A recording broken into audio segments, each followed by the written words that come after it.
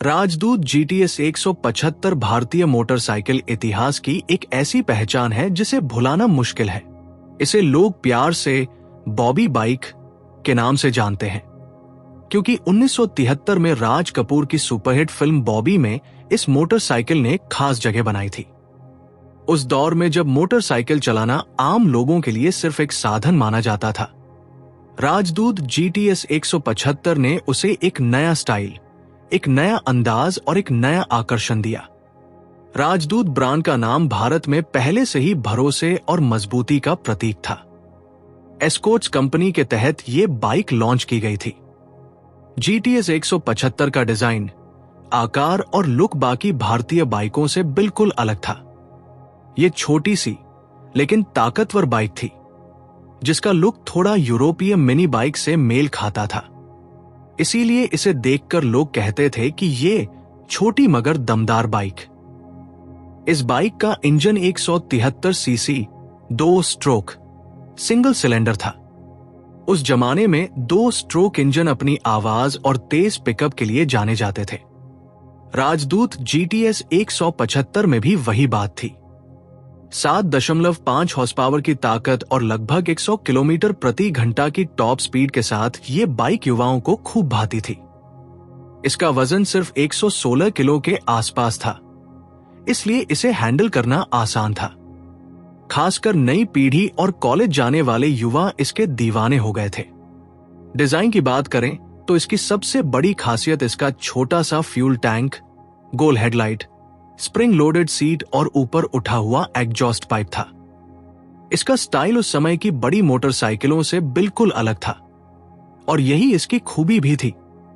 Film Bobby में ऋषि कपूर और डिंपल कपाड़िया ने इसी बाइक पर रोमांस किया था, और देखते ही देखते ये मोटरसाइकिल भारतीय युवाओं की ख्वाहिश बन गई।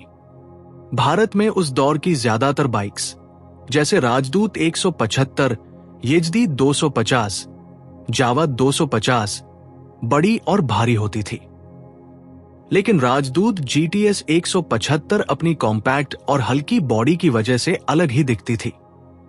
इसे खासकर शहरों में चलाने के लिए उपयुक्त माना जाता था। इसका एग्जॉस्ट ऊंचाई पर होने के कारण कीचड़ और गड्ढों वाली सड़कों पर भी ये आसानी से निकल जाती थी। एस्कॉर्ट्स कंपनी ने इस बाइक को युवाओं को ध्यान में रखकर बनाया था।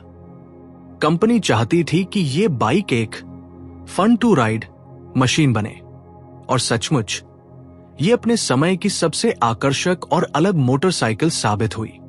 इसकी सीट पर 2 लोग आराम से बैठ सकते थे, लेकिन इसका मिनी बाइक जैसा लुक देखने वालों को हमेशा खींचता था।